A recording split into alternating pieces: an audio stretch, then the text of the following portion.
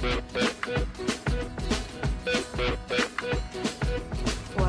I met you, I didn't know what to do. I was tired, I was hungry, I fight. Now I'm away, I ride home every day, and I see you on the TV at night. Bonjour à tous, c'est l'heure d'Avis de Tendance, l'émission qui vous rafraîchit les idées. Au programme du design, de la mode, de la gastronomie, de la culture, de l'évasion, pour un 26 minutes très lifestyle. Aujourd'hui, j'ai le bonheur de recevoir une chanteuse bien connue de tous, puisqu'elle a participé à la Star Academy en 2003, qu'elle a remportée. Depuis, elle a fait du chemin, elle a sorti 4 albums et vient nous parler de son petit dernier qui s'appelle Amuse-bouche. Elle est drôle, elle est espiègle, elle est sensuelle et ben on va aller l'accueillir tout de suite. Bonjour Élodie. Salut. Merci.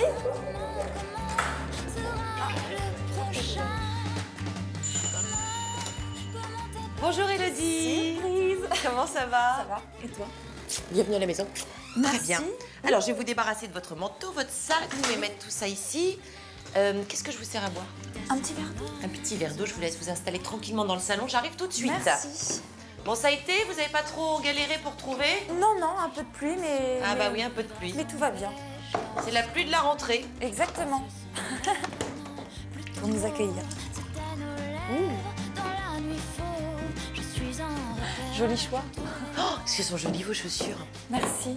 Vous arrivez à marcher En fait, je m'entraîne. On peut passer une soirée avec ou pas? En fait, j'ai toujours une paire de baskets dans mon sac. Très moche d'ailleurs, mais... Excusez-nous cette petite conversation de filles. Y a pas... Merci.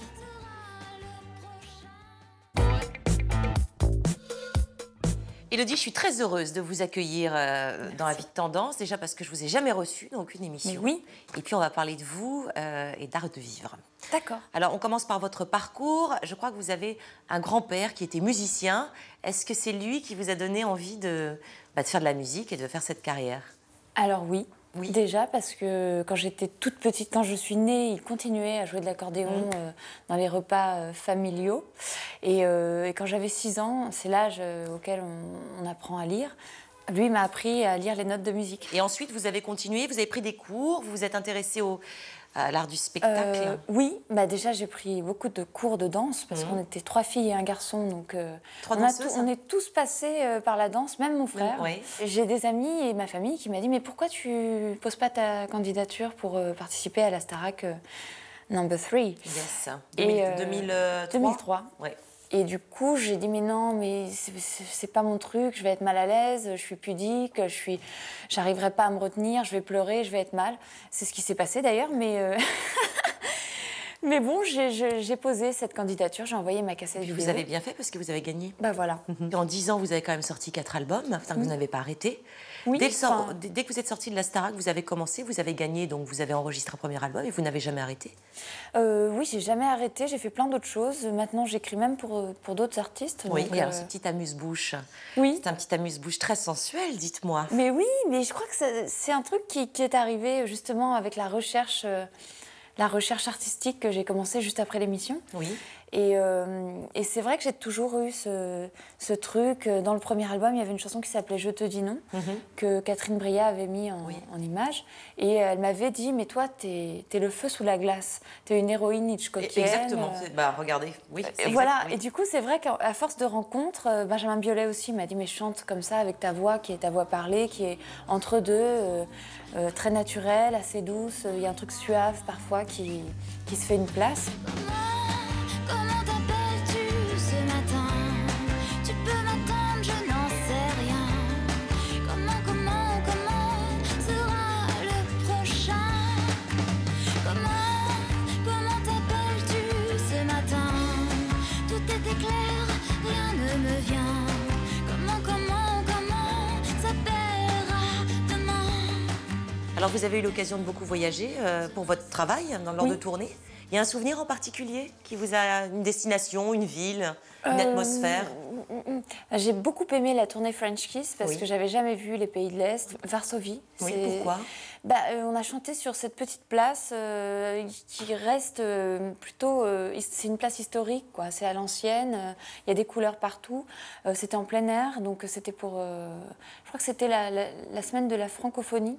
Voilà, à Varsovie, c'était très beau. Les gens adorent la culture française, adorent la langue française. C'est quoi votre dernier souvenir de voyage? C'est la dernière fois où vous La êtes dernière fois que je suis partie, c'était sur l'île de la Réunion. C'était dans le cadre du travail plutôt, mais j'en ai bien profité. J'ai visité le Piton des Neiges, le Piton de la Fournaise.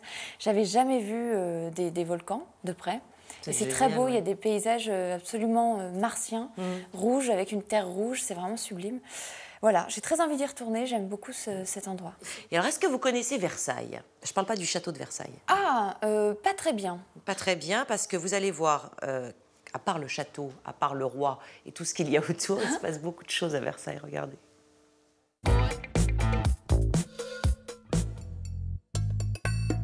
Et s'il y avait à Versailles d'autres merveilles que son château, ses fontaines et son parc? Respirez, car la ville qui fut le berceau du métier de parfumeur célèbre les fragrances. Chiner dans le carré des antiquaires ou picorer les friandises des courtisans au potager du roi, bienvenue dans une cité royale, sensuelle et poétique. À quelques pas du château débute la route des Sens. Rendez-vous à la nouvelle maison des parfums pour une balade olfactive avec le créateur parfumeur d'une grande maison. Il y a une soufflerie qui parfume l'atmosphère lorsque vous appuyez sur un de ces petits boutons. Et là, je sens l'eau de Cologne de Napoléon à Sainte-Hélène. Non, mais c'est amusant. Donc, je pense que ce sont les travaux de l'Osmothèque à Versailles qui exposent les parfums anciens ici. Et je trouve ça génial. Enfin, moi, ça m'amuse. Car c'est à Versailles que les premiers parfumeurs ont rivalisé de génie en imaginant des fragrances pour la cour du roi. Et les parfums les plus célèbres se reniflent ici. Ici, coupe d'or des parfums de Rosine, ça n'existe plus, donc c'est assez génial de pouvoir sentir des parfums anciens, celui de 1913. Il est fleuri mais aldéhydé. Respirez encore dehors, un jardin secret de 3 hectares est dédié à l'art du parfum. Il contient des centaines de variétés de plantes odorantes. Ici, ce sont des roses de jardinier. Ce ne sont pas les roses que je distille. Mais le parfum de chacune est absolument divin parce que chacune a sa personnalité dans ce jardin. Créé par Nicolas Gilsoul comme un parcours évocateur des fragrances, le Jardin des Senteurs parle aussi des matières premières de parfumeurs d'aujourd'hui. Des fèves tonka piégées dans de la résine, des variétés étranges de roses. C'est une balade poétique dans le langage des parfumeurs. Qu'est-ce qui a été le fil rouge de ta pensée en créant le Jardin des Senteurs? Le Jardin des Senteurs. Écoute, tu m'as dit un truc un jour que j'ai trouvé très beau. Tu as parlé de rituels pour le parfum. Et de ces sociétés aujourd'hui qui allaient à toute allure, qui faisaient les choses de manière automatique. Et le jardin, c'est la même chose que le parfum à ce niveau-là. C'est une bulle ressourçante, c'est un moment particulier, d'exception. Je crois que c'est un petit peu pour ça qu'on a joué cette carte-là. C'est un jardin d'émotions. Le parfum est aussi à l'honneur dans la cour des senteurs, une sorte de vitrine du luxe français. On y trouve de la poudre parfumée dans les gants, comme le faisait Catherine de Médicis au XVIe siècle. Ou des bougies au jasmin, la fleur fétiche de Marie-Antoinette qui a inspiré à Thierry Vasseur un élixir.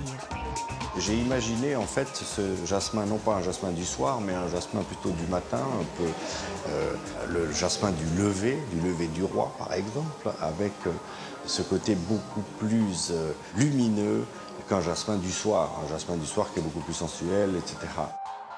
Après l'avoir humé, on file goûter avec Guy Krenzer le macaron à la confiture fleur de jasmin, un snacking chic pour la princesse impériale. Donc au départ, on est parti sur un thé au jasmin, bien évidemment. Donc là, il y a une petite touche très versaillaise, comme on peut le voir. C'est de la crêpe dentelle, donc qui est croustillante, qu'on a légèrement dorée. Et évidemment, c'est la touche du roi soleil. On a pu faire une création dernièrement, c'est ce qu'on appelle un chocolat triple vanille.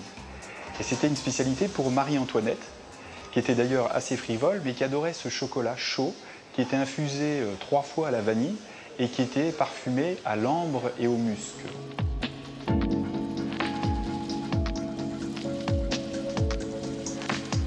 Pour Pour découvrir les légumes et les fruits bizarres, on sort du traditionnel parc de Versailles. Le potager du roi et ses hectares de plantation vous tendent les bras. Alors ici, nous sommes dans l'une des allées principales du potager.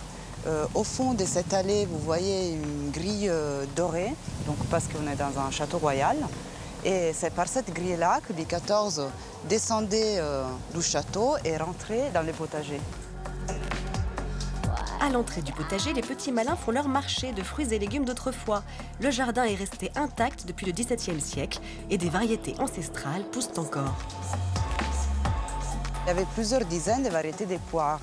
La poire, c'était l'un des fruits préférés à la cour. Donc ici, vous avez des poiriers conduits selon les formes dessinées au XVIIe siècle. Alors, les jardins potagers produisaient à l'époque de Louis XIV une énorme variété de fruits et légumes. Une lettre de Madame de Sévigné qui raconte que toute la cour ne parlait que de ça. On avait des petits pois dans des pots en argent dans les salons de la cour et les gens les mangeaient comme on pourrait manger aujourd'hui des bonbons. Et autour du potager, le vieux Versailles renaît de ses cendres. Si on fait bien attention, à Versailles, on verra qu'il y a pas mal de petits trompe-l'œil, aussi bien aux fenêtres.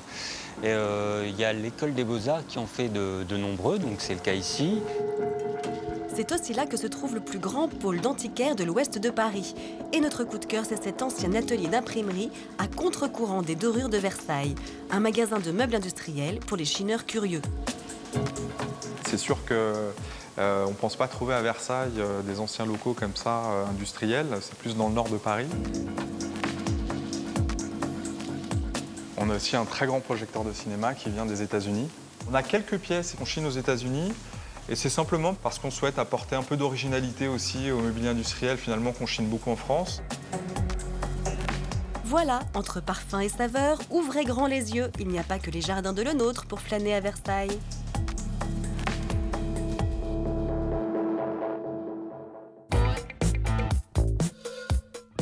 Vous voyez, Versailles, ça bouge. Hein. En effet, je vais peut-être aller faire un tour. Ouais, vous avez bien raison. Alors, Amuse-bouche, c'est drôle le nom de votre album.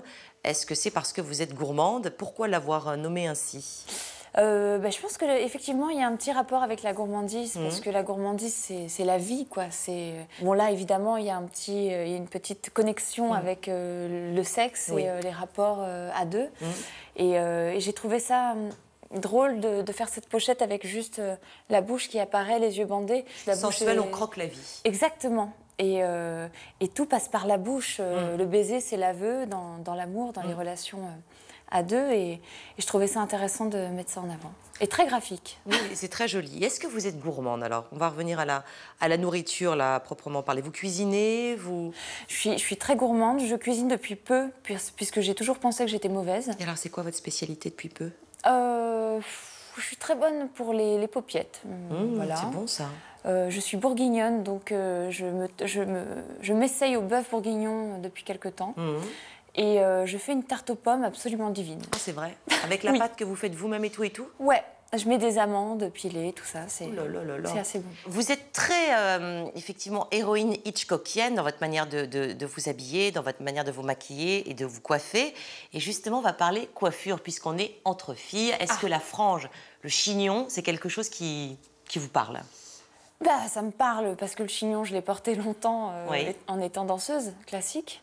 Voilà, mais alors je suis incapable de me coiffer moi-même bien. Là, c'est l'œuvre d'un génie. C'est très joli. Voilà, merci. On le remercie. Je vais vous prouver maintenant dans ce reportage qu'on peut changer de tête frange chignon en 5 minutes. Regardez. Les cheveux longs, c'est beau, mais c'est toujours pareil. Et certains jours, on aimerait bien changer de tête, sans s'énerver et sans rien couper. Hein, Marie? Non? Bah oui. Et pourtant, sans ciseaux, sans larmes et sans effort, il suffit de presque rien pour transformer un visage. Une frange, un chignon, des épingles, un peu de lac. Demain matin, vous allez siffler en partant travailler. Direction d'abord le bar à franges, parce que Marie n'en a pas. Ça va, Marie? Très bien. Ouais, très bien, Alexandre. On va s'installer? Je me suis dit que la frange, ça pourrait affirmer le visage et donner un peu plus de caractère, peut-être. Il existe des astuces pour se fabriquer une frange sans ciseaux. Une queue de cheval sur le côté est attachée avec un élastique. Je viens de les passer sur la partie frontale pour créer un peu l'effet bandeau, l'effet mèche, avec des épingles plates. Et je viens en fait fixer. Très joli. Je trouve ça c'est très surprenant, très moderne. Moderne et un peu rétro façon Charleston, non? Il y a encore plus hardi, mais très vite fait, la frange tressée. Tu vois, j'ai divisé naturellement tes cheveux de manière par rapport au mouvement naturel. Et je viens faire alors, une tresse sur la partie droite. Au bout de la tresse, je crêpe les pointes pour éviter de mettre un élastique. Et je viendrai faire la deuxième tresse sur la partie gauche. On croise les deux tresses sur le front en les fixant avec des épingles. Je fais ces petites mèches ici. Voilà Marie. Enfin, je trouve qu'à partir du moment qu'il y a des tresses, ça donne vraiment quelque chose de sophistiqué, alors qu'en fait, 3-4 pinces et voilà, c'est fait. Encore plus facile, la fausse frange en vrais cheveux, à poser comme des fossiles. Il y en a de toutes les formes, elles sont même teintées sur mesure. Voilà Marie, voici ta frange. Ok, hein, c'est ta nouvelle meilleure amie. Formez d'abord une queue de cheval haute. Là, je prends ma frange. Il y a des clips à l'intérieur. Par contre, je les ouvre ici. Je me sers de ces deux petits clips. Je viens de les poser sur la peau de manière à être le bon guide. Hop, et je viens ici fixer. Voilà. C'est bluffant. Hein. C'est fou.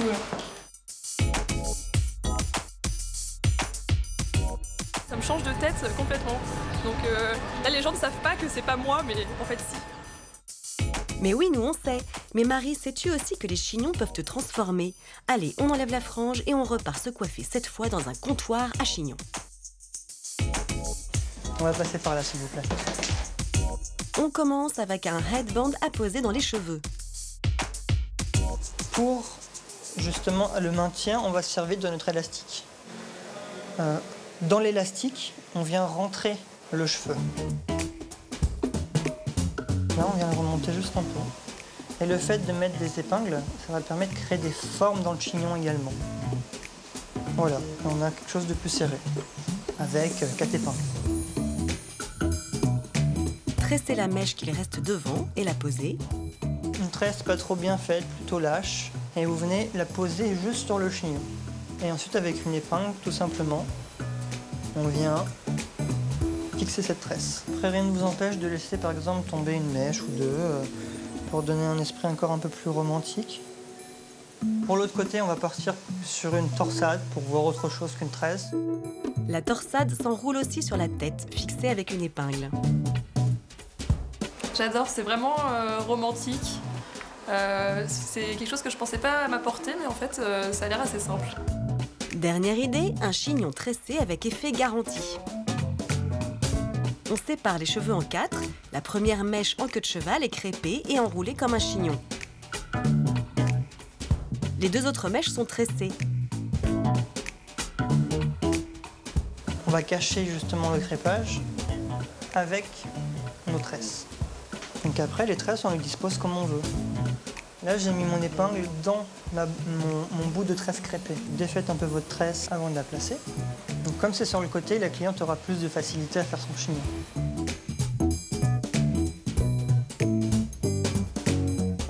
Et la troisième mèche se fixe sur les autres. Vous pouvez même ajouter un petit nœud. J'adore le fait que ça soit à base de tresses en fait, et le côté coiffé, décoiffé aussi. Que ce soit à la fois stylé mais détendu. Et surtout, c'est facile à faire. Et j'ai l'impression d'être une petite princesse Leia tout d'un coup. Princesse Leila, sportive ou romantique, quand on vous dit qu'on peut tout changer, c'est facile.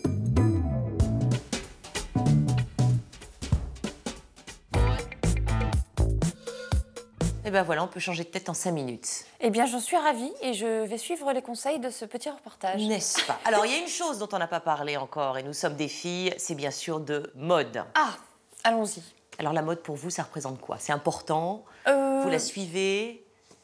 Pas trop. Parce que vous avez un style très affirmé, très... Oui. Voilà. Justement, je n'ai jamais collé à une mode parce que c'était la mode, c'est pas du tout mon genre.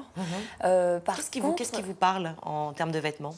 Ce qui me parle, c'est le côté un peu rétro, graphique. Pas trop de froufrou, de machin, parce que ça me va pas. Je trouve que c'est déjà trop, quoi. Il y a déjà trop de cheveux, trop de maquillage.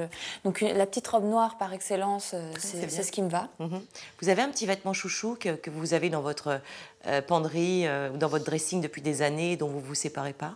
Ouais, j'ai un trench qui est beige en peau, comme ça, un peu damassé, que j'aime beaucoup, que je porte tout le temps. Alors la jupe crayon, j'ai une jupe crayon noire que je ne quitte pas depuis des années, que j'aime beaucoup. Votre dernier album, le 4e, Amuse-Bouche, sorti le 24 juin, est un carton. Alors j'imagine qu'il y a une tournée qui va suivre. Eh bien oui, Paris avec les fêtes, et puis après je partirai en France, j'espère, à en Belgique, en l'étranger, Suisse. en Pologne. Ah oui, Pologne, oui, surtout cette petite place à Varsovie que j'ai très envie de revoir. Donc j'attends. Bonjour. Vous connaissez pas Oscar? Oh, Oscar bonjour. Elodie, Elodie Oscar. Bonjour Oscar, comment ça va? Ça va très bien. C'est pour moi. Je me suis permis de prendre votre courrier. Mais vous avez bien fait. Et ça tombe bien parce Si qu'on c'est des factures, vous les gardez. Non, justement, c'est des belles lettres. Et ça tombe bien parce qu'on va parler en fait du retour à la lettre manuscrite. On va faire un petit tour, on va aller dans un hôtel. C'est un vrai bijou, c'est un petit hôtel romantique qui lui aussi manie l'écriture à merveille. Allez, c'est parti. Ce sont des lettres d'amour? Vous verrez. On a rendez-vous avec Oscar ce matin pour découvrir la tendance retour à la plume, à l'écriture manuscrite noble, à la littérature. Ah bah quand même, tu sais que t'es en retard, bon, c'est pas grave. J'étais en train de lire un très très bel ouvrage d'Arthur Rimbaud. Et ça tombe bien parce qu'aujourd'hui, je vais vous faire découvrir un tout nouveau lieu, un hôtel parisien, très romantique. En fait, c'est un hôtel qui nous livre les histoires d'amour entre nos différents grands auteurs. Allez, vous me suivez, on y va. Aujourd'hui, Oscar nous embarque donc au cœur du Paris romantique du 19e siècle, à l'Hôtel Plume.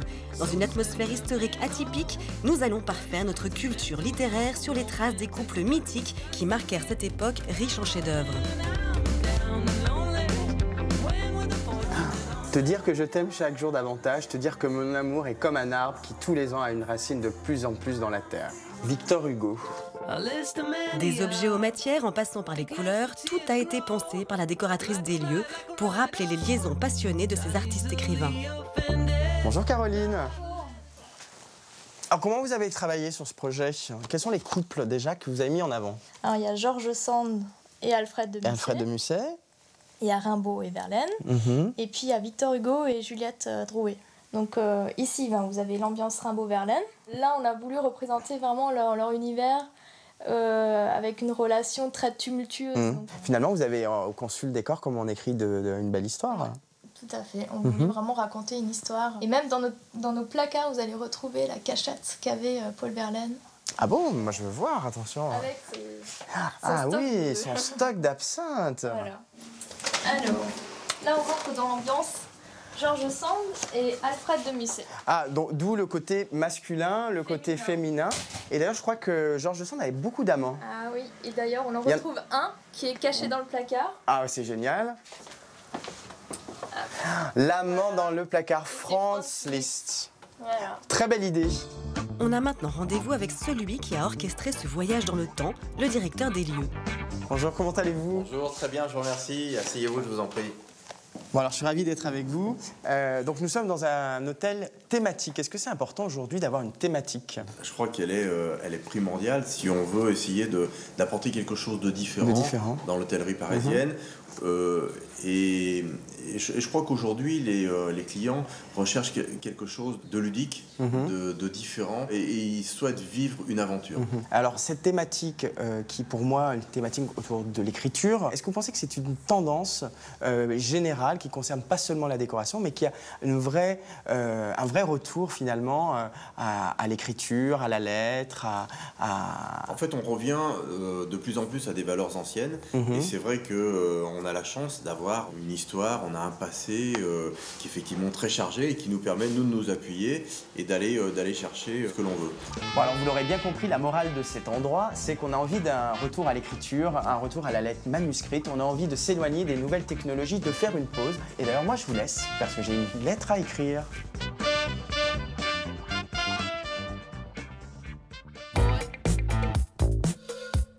Est-ce que cet endroit vous a plu? Ah bah j'adore, hein. C'est super romantique, c'est joli. J'ai très envie d'y aller. Bon, ben parfait. Mais en fait, je suis très content de parler de cette tendance parce que c'est quelque chose qui me tient à cœur. C'est ce retour finalement à l'écriture. On s'écrit plus de lettres. Non, bah non. On s'envoie des textos, on coupe les mots, etc. KES, TUFE.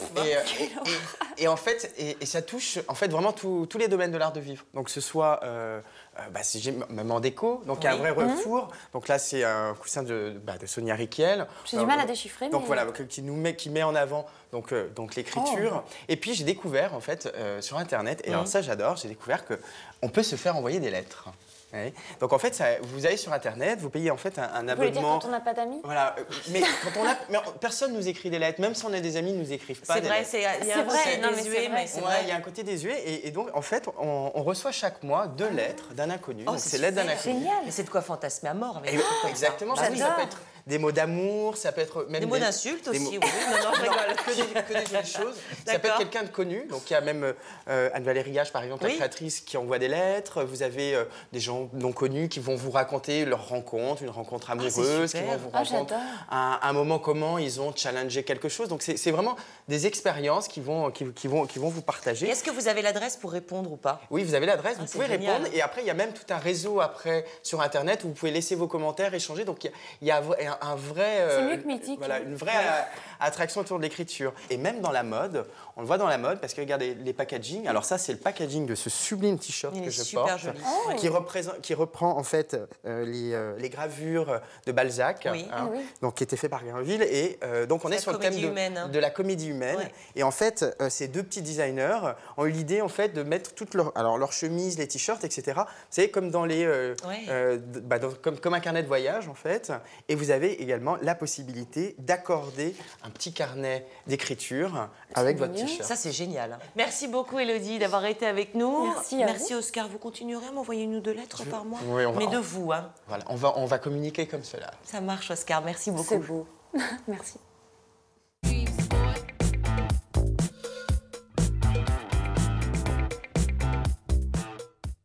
Comme chaque semaine, nous retrouvons Christine. Bonjour Christine. Bonjour Sandrine. Les coups de cœur, les coups de griffe, lifestyle et culturel de la Parisienne. Alors, on commence par les coups de... On commence par le coup de griffe? Allez, oui, pour une fois. Allez. Ça, je vous reconnais bien là, Sandrine. Alors, on commence par un coup de griffe d'un restaurant lyonnais que j'ai vraiment détesté, dont la réputation est très surfaite, puisqu'en fait c'est un grand restaurant, enfin ça se veut un grand restaurant, ça s'appelle Christian Tête-d'Oie, c'est sur les hauteurs de Lyon, c'est une vue magnifique par contre, il faut quand même parler des choses positives, mais côté cuisine, le plat est chichiteux, compliqué, cher, enfin vraiment à éviter. Et c'est pas bon ? C'est moyen. Je préférais un bon bistrot, une bonne tassée ou un bon bistrot de Fourvière, voilà. Ouais. Bon, alors à améliorer, hein, que vous avez entendu. Les coups de cœur maintenant? Alors les coups de cœur, je vous propose d'aller en Touraine, chez mon ami Gonzague Saint-Brice, dans la dernière demeure de Léonard de Vinci, au Clos Lucé. Donc c'est au cœur de la ville d'Amboise. C'est ce château qui a été habité par les rois de France. Alors, Sandrine, il faut rappeler que Léonard de Vinci a été appelé par François Ier en Italie alors qu'il était en disgrâce.